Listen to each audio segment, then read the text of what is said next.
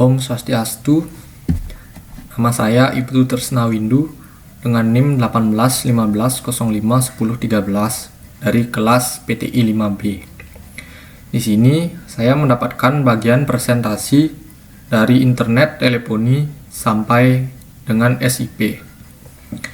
Nah, langsung saja di sini saya akan menjelaskan dari internet teleponi. Nah, internet teleponi ini tidak seperti email yang menggunakan layanan yang disediakan oleh sistem transfer pesan sebagai perantara antara dua atau lebih peserta yang berkomunikasi. Nah, telepon internet memerlukan jalur komunikasi yang mendukung komunikasi waktu nyata antara dua atau lebih peserta yang terlibat dalam panggilan atau sesi. Selain itu, meskipun standar IETF awal yang berkaitan dengan telepon internet berkaitan dengan penyediaan layanan telepon dua pihak dasar antara dua host IP, standar yang lebih baru menyediakan fasilitas yang lebih serbaguna yang mendukung panggilan atau sesi multipartai yang melibatkan audio, video, dan data yang terintegrasi bersama dalam cara yang dinamis. Persyaratan utama yang terkait dengan telepon internet adalah seperangkat protokol pensinyalan yang mendukung selain pembentukan panggilan atau sesi, fitur untuk lokasi pengguna yang dinamis dan negosiasi sekumpulan kemampuan yang sesuai yang didukung oleh semua perangkat pengguna yang terlibat. Lanjut ke SIP. Apa sih SIP itu? SIP itu adalah singkatan dari Session Initiation Protocol yang merupakan protokol pensinyalan pada layar aplikasi yang berfungsi untuk membangun, memodifikasi, dan mengakhiri suatu sesi multimedia yang melibatkan satu user atau lebih. Sesi ini adalah pertukaran data antara user yang meliputi suara, video, dan teks. SIP menyediakan, SIP atau SIP menyediakan layanan untuk lokasi pengguna, pembentukan panggilan atau sesi, dan manajemen partisipasi panggilan. Ini adalah permintaan respon sederhana, juga dikenal sebagai transaksi protokol dan didefinisikan dalam RFC 2543. Lanjut, ini merupakan bagan untuk contoh tumpukan protokol perangkat host. Nah, di sini terdapat ada device input output. Di sini juga di device input output ini ada audio interface, video interface, audio codec, video codec. Di sini juga ada user, ada terminal control interface, data device, ada user data interface-nya. Nanti ini akan tersambung melalui global internet ke sini.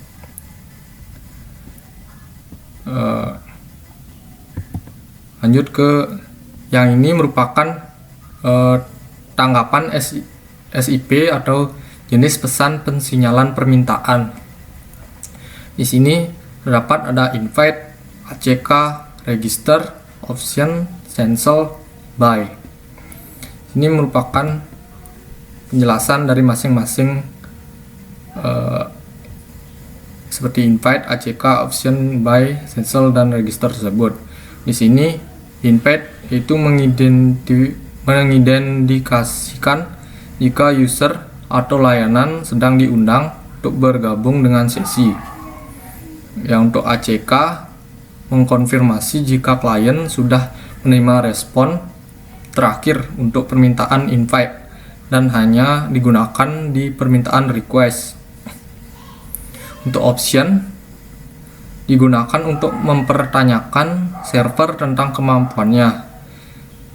Untuk buy dikirim oleh klien user agen untuk mengidentifikasi server jika percakapan akan segera dimatikan.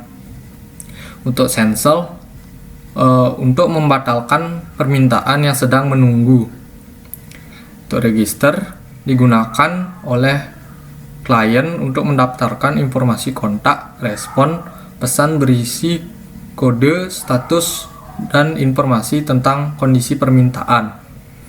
Baik, sekian presentasi dari saya, akan dilanjutkan oleh teman saya di video presentasi selanjutnya.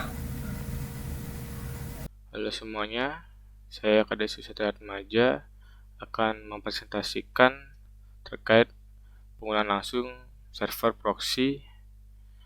Baik, di sini terdapat dua host. Yang pertama adalah calling host dan juga called host. Oke, di sini calling host ingin melakukan invite ke called host.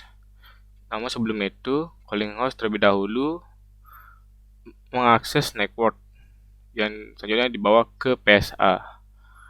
PSA di sini akan melakukan pengecekan di kolom to header dan selanjutnya akan mengecek IP atau proxy di pihak called tersebut, yaitu PSB.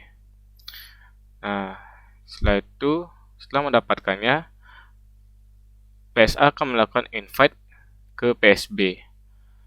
Dan setelah itu, PSB di sini akan melakukan sebuah undangan atau tanggapan ke PSA. Dan setelah itu, jadi pesan ACK. Nah, setelah melakukan pesan tersebut, si calling host dan juga called host di sini kita bisa melakukan komunikasi. Berikutnya yang tidak melakukan penggunaan server pengalihan. Oke, di sini sesuai urutannya di sini 1. Oke, di sini calling host itu pertama kali mengakses network yang akan dibawa ke PSA. Yang selanjutnya PSA masuk ke global internet yang di sini akan mengakses ke PSB, yang dimana PSB ini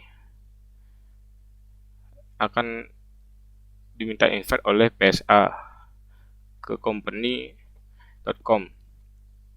Nah, di sini asumsi dari PSA ini, misalnya dia menemukan pengguna bernama Karen S, dan di sini juga terdapat called dari host, dan di sini dia melakukan invite terlebih dahulu ke PSB untuk melakukan pengecekan atau menanyakan apakah Karen S berada di company.com karena sebelumnya ada di sini. Dan setelah PSB menerima invitean, dia akan memberikan undangan tanggapan ke PSA. Dan di sini PSB menyatakan bahwa Karen S itu sudah tidak di company.com. Nah, dan dia mengatakan bahwa PSB Karen S itu berada di organization.org, dan di situ diberikan tanggapan ke PSA dan juga diberikan link alternatif di mana Karen S itu berada. Setelah itu, PSA akan ke PSC yang dimana terdapat Karen S itu, lalu di sini terjadi pesan ACK dan di sini terjadi komunikasi atau bisa berbagi informasi, dan di sini PSC akan membawanya ke call host. Nah, di sini juga memberikan sebuah undangan tanggapan ke PSA. Jadi di sini sudah bisa melakukan komunikasi yang dimana keberadaan Karen S itu berada. Oke. Selanjutnya adalah SDP atau Session Description Protocol, berperan untuk menggambarkan aliran media berbeda yang akan terlibat dalam panggilan atau sesi dan juga informasi tambahan yang berkaitan dengan panggilan tersebut. Ini dijelaskan di setiap badan pesan SIP dalam format tekstual dan mencakup media stream. Media call atau session mungkin melibatkan sejumlah aliran media yang berbeda, termasuk ucapan, audio, video, dan data yang lebih umum. Daftar jenis media yang diusulkan dan formatnya terdapat dalam message body. Setiap pesan permintaan SIP invite berisi daftar jenis media dan format kompresi yang dapat diterima oleh pengguna yang menelepon atau perangkat dari host itu. Dan pesan tanggapan invite berisi versi yang mungkin dimodifikasi dari ini yang secara kolektif jika adanya yang diterima oleh pengguna yang dipanggil. Berikutnya adalah stream address. Untuk setiap aliran media, alamat tujuan dan nomor port UDP untuk mengirim atau menerima setiap aliran yang dituju. Berikutnya adalah start and stop time. Ini digunakan dengan sesi aliran dan mungkin pengguna untuk bergabung dalam sesi selama siaran dilakukan. Baik, selamat siang. Perkenalkan, nama saya Bregas Adianto, NIM 181505176. Saya berasal dari kelas PTI 5B. Di sini saya akan menjelaskan materi tentang internet telepon, di mana di sini saya mendapat bagian dari GLP.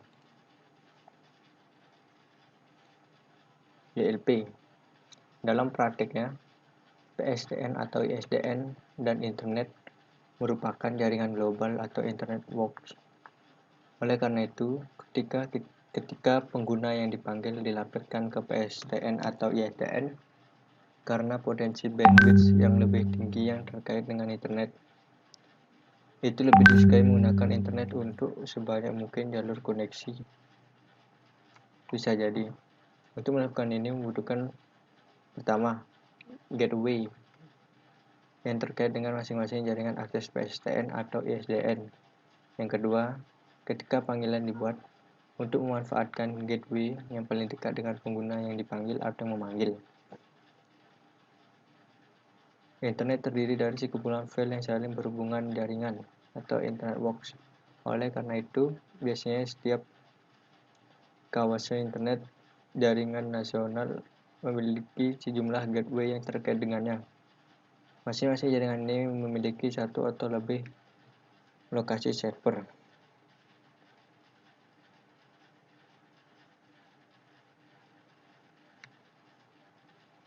Selanjutnya kita masuk ke interworking antara internet host dan peralatan terminal PSTN ISDN,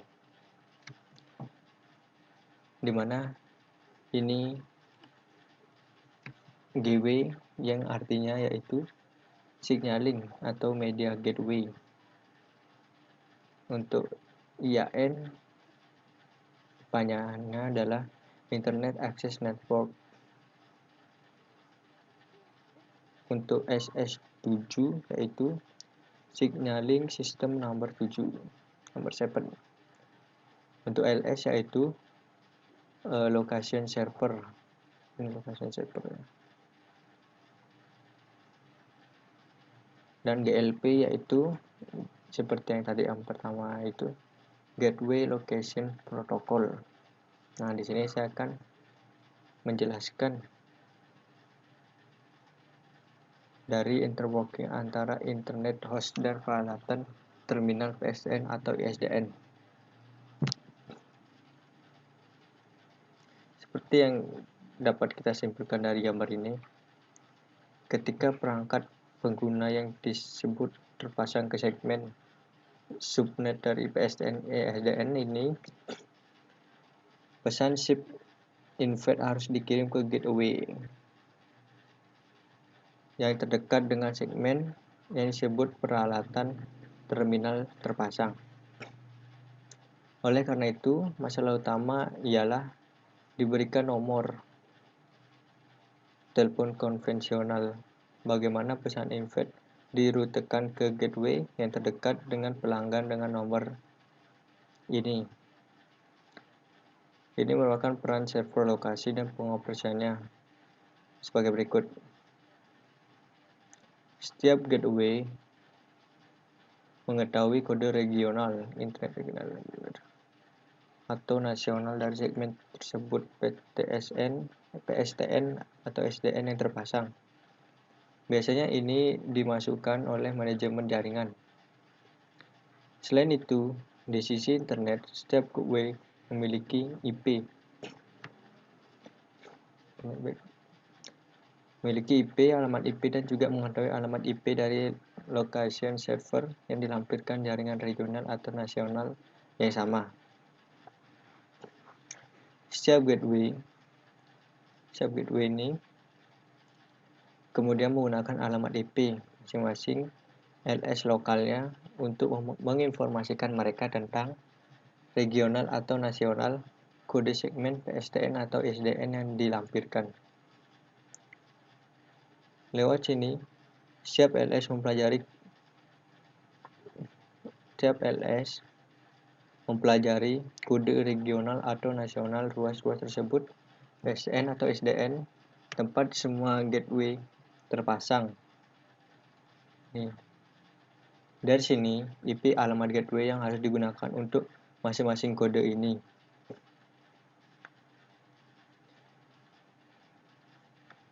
Setiap location server ini bertukar informasi dengan masing-masing LS lainnya. Nah, ini berbeda. Menggunakan protokol lokasi gateway ini dia. GLP. Dengan cara ini, setiap LS membangun database dari alamat IP LS yang harus digunakan untuk menjangkau semua gerbang gateway. Gerbang masuk jaringan regional atau nasional lainnya, dan juga kode dari PSTN atau SDN yang terkait dengan masing-masing gateway ini. Dengan demikian, gateway local protocol yang melaksanakan fungsi ini sangat mirip dengan protokol routing interdomain BGP. Protokol gateway perbatasan yang telah kami jelaskan sebelumnya di bagian 665. GLP didasarkan pada BGP dan karena demikian materi GLP yang bisa saya sampaikan. Mohon maaf apabila ada kesalahan kata atau kurangnya materi tersebut. Saya ucapkan terima kasih. Selamat sore, nama saya Kedoro Medarta, NIM 1815051036 dari kelas PTI 5B. Di sini saya akan menjelaskan tentang H.323. Biasanya, jaringan akses digunakan dengan baik oleh intranet dan internet adalah LAN kampus atau situs. Oleh karena itu, H.323 standar yang berkaitan dengan jaringan paket switch, terutama berkaitan dengan bagaimana komunikasi antar pribadi dicapai antara stasiun disebut sistem akhir. Dalam standar ini, yang terpasang baik ke LAN yang sama atau ke LAN yang berbeda saling berhubungan dengan dalam beberapa cara. H.323 standar dimaksudkan untuk digunakan dengan LAN yang menyediakan QoS tanpa jaminan. Seperti gambar di samping, standar terdiri dari komponen paketisasi dan sinkronisasi aliran audio dan video. Sebuah prosedur kontrol administrasi untuk sistem akhir bergabung dengan kontrol konferensi multipoint dan interworking. Dengan terminal yang ada terhubung ke berbagai jenis jaringan sirkuit switch. Standarnya adalah independen dari transportasi yang mendasari dan protokol antarmuka jaringan dan karenanya dapat digunakan dengan semua jenis LAN. Namun, diasumsikan bahwa file lapisan jaringan adalah IP dan lapisan transport menyediakan keduanya tidak dapat diandalkan. layanan UDP, dan layanan yang dapat diandalkan TCP. Dalam praktiknya adalah kasus untuk sebagian besar LAN. Sekian materi yang saya sampaikan. Untuk materi selanjutnya akan dijelaskan oleh teman saya.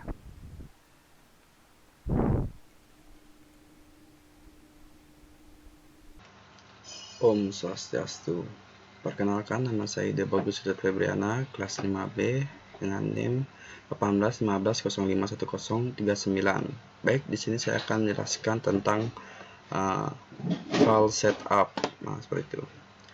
LAN yang tidak memberikan jaminan, QoS tidak memiliki prosedur untuk membatasi jumlah panggilan atau sesi yang menggunakan LAN secara bersamaan. Meskipun hal ini dapat diterima dengan aplikasi seperti transfer file berbasis teks yang hanya memerlukan lonjakan singkat bandwidth.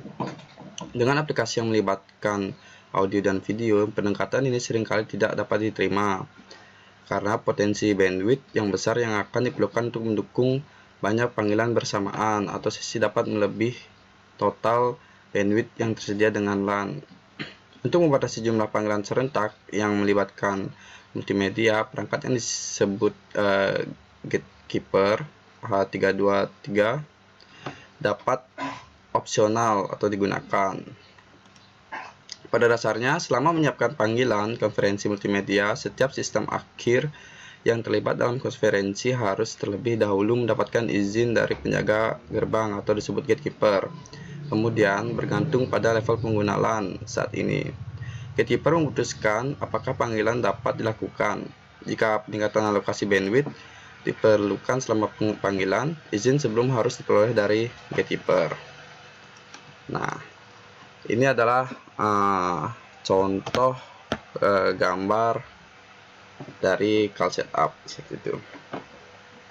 Pertama, sistem akhir yang memulai panggilan mendapat izin dari gatekeeper untuk menyiapkan panggilan dengan mengirim pesan permintaan akses. Nah, ini ARQ ini adalah yang seperti saya bilang itu, dia mengirimkan permintaan akses seperti itu.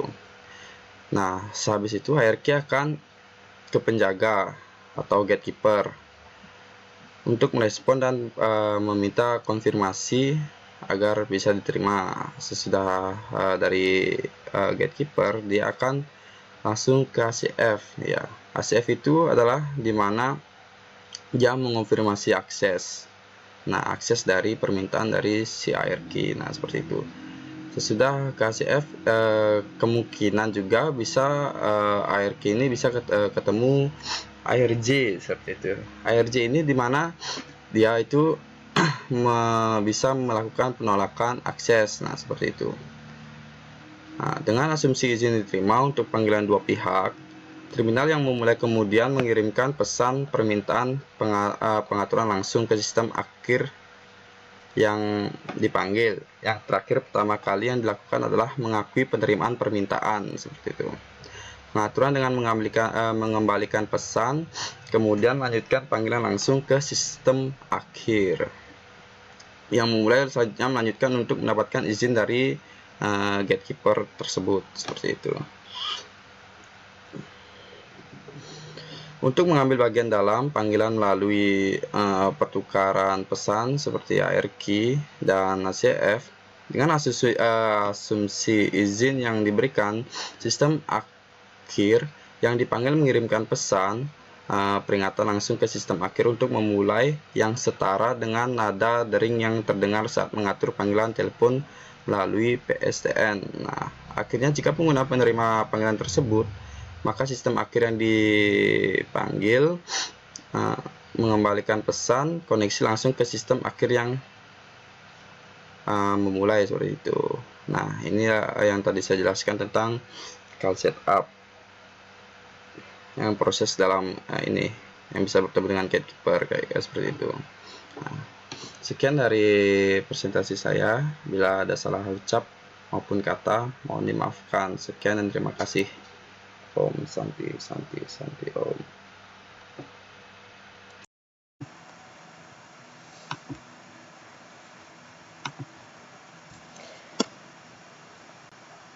Baik, di sini saya akan menjelaskan tentang interworking pada slide selanjutnya. Perkenalkan terlebih dahulu, nama saya Putri Dewi Agustini, NIM 18150151010 dari kelas PTI 5B. Selain pengoperasian sistem akhir, standar H323 juga mendefinisikan bagaimana tercapainya interlocking dengan sistem akhir yang terpasang ke sirkuit dengan jaringan mode. Ini melalui sebuah perangkat atau jaringan yang sering dikenal dengan H323 gateway. Peran dari gateway ini adalah menyediakan penerjemah antara berbagai prosedur yang terhubung pada setiap jenis jaringan. Oleh karena itu, penerjemah itu sangat diperlukan untuk prosedur dan pesan terkait dengan pengaturan panggilan dan clearing atau pensinyalan, kontrol sistem, dan dua teknik multiplexing yang berbeda. Juga, jika keduanya sistem akhir yang berkomunikasi dengan menggunakan standar kode audio dan video yang berbeda, kemudian transcoding antara dua teknik pengkodean yang berbeda harus dilakukan. Untuk mengurangi jumlah transcoding yang diperlukan, gateway standar kode audio dan video yang sama digunakan jika itu memungkinkan. Oleh karena itu, untuk mempermudah interlocking, standar kode audio dan video yang dipilih bersifat wajib, yang berarti bahwa sistem akhir harus dapat beroperasi dengan kode-kode ini, atau harus dapat beroperasi pada kode audio dan video. Jika standar umum tidak mendukung atau ditentukan selama pertukaran kemampuan komponen, maka gateway harus melakukan transcoding yang sesuai prosedur. Namun, seperti yang kita lihat pada gambar 8.25, sebuah gateway bisa memiliki interface ganda. Dalam praktiknya dapat mendukung panggilan ganda yang secara bersamaan. Oleh karena itu, jika transcoding diperlukan, ini dapat membatasi jumlah panggilan yang bersamaan. Selanjutnya kita lihat gambar 8.25, yaitu interlocking menggunakan sebuah H323 gateway. Di sini terlihat bahwa kita dapat melakukan panggilan secara bersamaan atau ganda. Selanjutnya, interlocking menggunakan sebuah H323 gateway. Dalam beberapa kasus, gateway dapat meminimalkan jumlah pertukaran dari LAN itu sendiri. Hal ini diperlukan jika interlocking antara sistem akhir yang terpasang pada jaringan berbeda, karena masing-masing menggunakan skema pengalamatan yang berbeda. Jumlah contoh. Dalam kasus LAN menggunakan TCP atau IP alamat dalam sistem akhir adalah alamat IP sementara dengan PSTN dan ISDN alamatnya adalah nomor telepon konvensional. Semuanya memiliki format berbeda. Pada kasus LAN, sistem akhir atau komputer dalam praktiknya seringkali merujuk dengan simbolis nama dibandingkan dengan alamat IP mereka. Jadi, untuk menyederhanakan interlocking, semua sistem akhir dari LAN diberikan nomor samaran PSTN atau nomor ISDN yang dapat digunakan oleh penelpon dari luar yang terhubung dengan PSTN dan ISDN. Demikian pula, semua sistem akhir eksternal ke LAN dapat dialokasikan dengan alamat IP samaran atau nama simbolis penjaga pintu, kemudian petunjuk terjemahan yang sesuai antara jenis alamat yang berbeda selama prosedur pengaturan panggilan. Seperti itu. Baik, sekian presentasi dari kelompok kami. Jika ada materi yang kurang jelas maupun yang tidak pas, mohon dimaafkan karena kami masih dalam proses memahami, jadi mohon dimaafkan. Sekian dari kelompok kami tutup dengan parama Santi. Om Santi Santi Santi Om. Terima kasih.